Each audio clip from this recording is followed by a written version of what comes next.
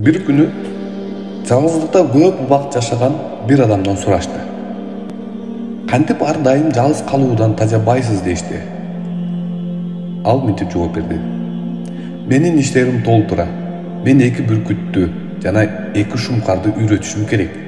2 коёнду тынчтандыруу, жыланды капастан чыгарбоо, эшикке мотивация берип арстанды багуум керек деди. Алар таң кала, ал кандайча? Сиздин жаныңызда жаныбарлар жокко дешти. Ал жаныбарлар бар. Алар менин ичимде.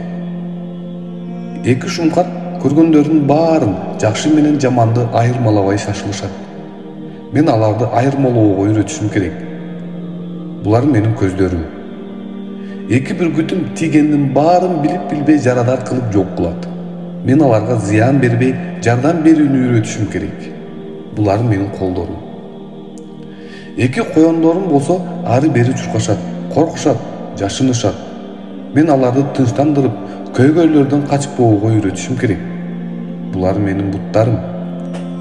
Жыланым капаска аман-эсен камалганы менен жанына ким болсо да кол салууга даяр. Мен аны тарбиялашым керек. Бул менин тилим.